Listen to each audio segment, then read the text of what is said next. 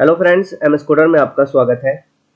आज की इस वीडियो में हम जानेंगे ऑब्जेक्ट के बारे में और क्लास के बारे में कि ऑब्जेक्ट क्या होता है और क्लास क्या होता है। तो चलिए पहले हम क्लास के बारे में थोड़ा सा जान लेते हैं। जो क्लास होता है ये एक ब्लूप्रिंट की तरह होता है, मतलब या हम इसको ये भी बोल सकते हैं कि एक कलेक्शन ऑफ ऑब्जेक्ट्स होते हैं।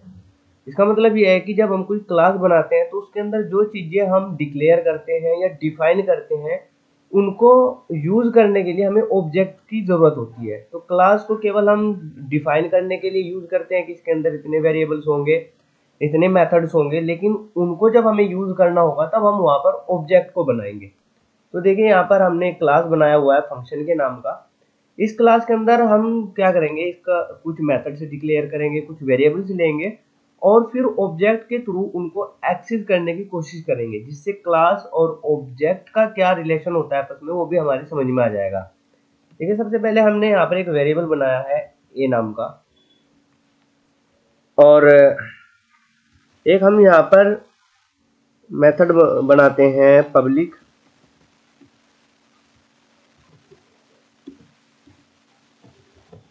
वॉइड, और इस मेथड का नाम रखेंगे हम सेट वैल्यू, और इसका पैरामीटर ले लेंगे हम यहाँ पर x।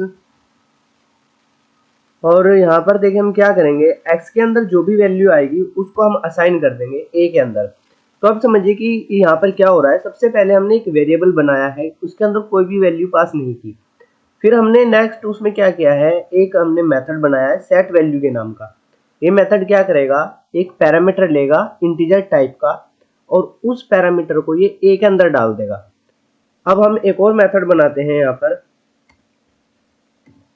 पब्लिक वॉइड, और इसका नाम रखते हैं हम डिस्प्ले वैल्यू।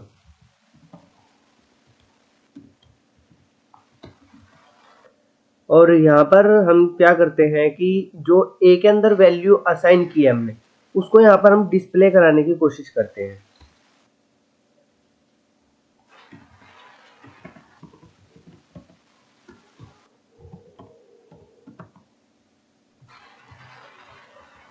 और यहाँ पर मैसेज दे देते हैं वैल्यू ऑफ ए इज, और यहाँ पर हम ए को ले लेते हैं। तो यहाँ पर देखिए सबसे पहले हमने क्या किया है, एक मेथड बनाया, इसका काम क्या है ए के अंदर वैल्यू को असाइन कराना, और दूसरा मेथड बनाया कि वो ए की वैल्यू को प्रिंट कराएगा। लेकिन अभी तक ये मेथड किसी काम के नहीं है, मतलब हम इसको एक्सेस नहीं कर सकते। इसीलिए जो क्लास होता है उसको हम ब्लूप्रिंट कर बोलते हैं। ब्लूप्रिंट का मतलब क्या होता है कि ये एक तरह से नक्शे का काम करता है कि इस क्लास के अंदर इतने मेथड होंगे और इतने वेरिएबल होंगे। यहाँ पर देखिए इस क्लास के अंदर एक वेरिएबल है और दो मेथड है। अब इन मेथड को और इस वेरिएबल को यूज करने के लिए हमें ऑब्जेक्ट की जरूरत होती है। तो हमें क्या करना पड़ेगा, ऑब्जेक्ट बनाना पड़ेगा। तो ऑब्जेक्ट कैसे बनाते हैं, आपसे पहले भी हम वीडियोस में समझ चुके हैं।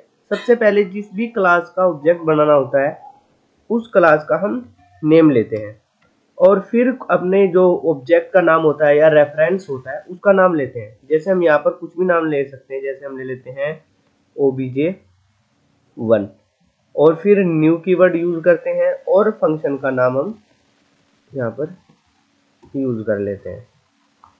आई होप कि यहाँ तक आपको समझ में आ गया होगा। अब यहाँ पर देखिए हमें क्या करना है, इस obj1 के थ्रू हम पहले इसको कॉल कराएंगे, लेकिन जब हम इसको कॉल करा रहे होंगे तो यहाँ पर हमें एक वैल्यू भी देनी पड़ेगी, ताकि ये क्या करेगा, सेट वैल्यू का मेथड का काम क्या है कि उस वेरिएबल को लेगा, वैल्यू को लेगा और उसको ए के अंदर डाल देगा।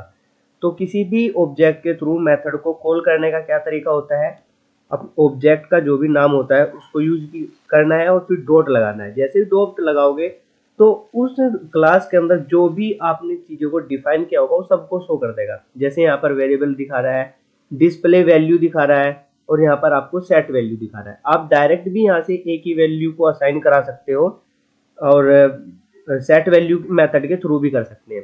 तो चलिए पहले हम क्या करते हैं, डायरेक्ट यहाँ पर ए की वैल्यू को हम यहाँ पर असाइन करने की कोशिश करते हैं।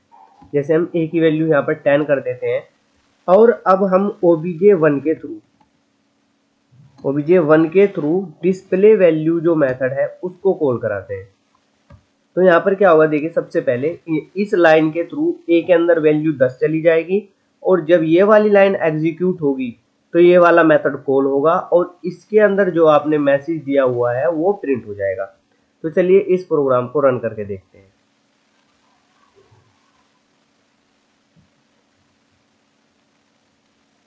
तो यहाँ पर आप देख सकते हो कि जो a की वैल्यू है वो यहाँ पर 10 प्रिंट हो रही है। 10 क्यों प्रिंट हो रही है? क्योंकि यहाँ पर हमने a की वैल्यू को 10 दिया हुआ है। अगर हम इसी तरह से जैसे हमने यहाँ पर डायरेक्ट a की वैल्यू को असाइन किया है, हम यहाँ पर जो मेथड है उसके थ्रू भी असाइन कर सकते हैं। देखिए हम इस लाइन को कमेंट कर देते हैं और यहाँ पर obj1 dot set value method को कॉल करते हैं और यहाँ पर देखिए फिलहाल एरर देगा। एरर इसलिए देगा क्योंकि ये बोल रहा है सेट वैल्यू कि मुझे एक पैरामीटर चाहिए, एक वैल्यू चाहिए, लेकिन हमने कोई भी वैल्यू नहीं दी, तो हम यहाँ पर वैल्यू दे देते हैं जैसे 20 और इसको दोबारा से मैं प्रोजेक्ट को रन करते हैं। तो देखिए अब की बार जो वैल्यू प्रिंट होगी यहाँ पर ए की वो 20 प्रिंट होगी। तो यहाँ पर आप देख सकते हो वैल्यू ऑफ ए इज 20। तो इस तरह से हम ऑब्जेक्ट के थ्रू जो मेथड्स है उनको कॉल कर सकते हैं। अगर हम यहाँ पर मल्टीपल ऑब्जेक्ट्स बनाएं, जैसे अभी तो हमने एक ही ऑब्जेक्ट बनाया हुआ है, इसको कॉपी करके यहाँ पर पेस्ट करते हैं और एक और ऑब्जेक्ट बना लेते हैं और इसका नाम रखते हैं हम 2।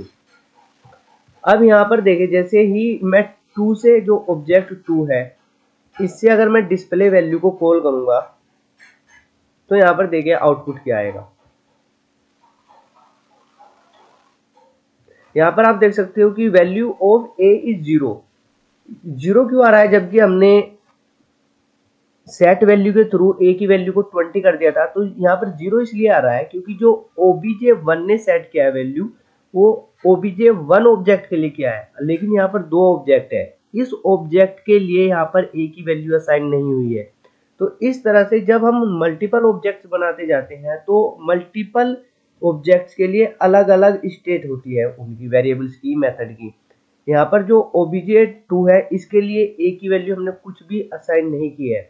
अगर हम यहाँ पर obj2 के थ्रू भी इसकी वैल्यू असाइन कर देते हैं, यहाँ पर जैसे हम यहाँ पर कर देते हैं 90। अब यहाँ पर दोबारा हम कॉल करेंगे डिस्प्ले वैल्यू मेथड को, तो यहाँ पर देखें अब की बार इसकी वैल्यू कितनी हो जाएगी? 90 हो जाएगी। तो इस तरह से हम ऑब्जेक्ट मल्टीपल ऑब्जेक्ट बना सकते हैं। अगर हम ये चाहते हैं कि ऑब्जेक्ट 1 के लिए ए की वैल्यू कुछ और रहे और obj2 के लिए ए की वैल्यू कुछ और रहे, तो इस तरह से हम ऑब्जेक्ट को डिक्लेयर कर सकते हैं। तो आई होप कि आपको समझ में आ गया होगा कि ऑब्जेक्ट किस तरह से बनाते हैं और क्यों बनाते हैं। ऑब्जेक्ट जो होते हैं वो जो क्लास के मेंबर्स होते हैं उनको एक्सेस करने के लिए हम बेसिकली ऑब्जेक्ट डिक्लेयर करते हैं। तो आज की इस वीडियो में सिर्फ इतना ही रखते हैं। अगर ये वीडियो आपको हेल्पफुल लगी हो तो इस वीडियो को लाइक जरूर कीजिएगा और अगर अभी तक आपने अपने चैनल को सब्सक्राइब नहीं किया है तो इस चैनल को जरूर सब्सक्राइब कर लीजिएगा। Thanks for watching.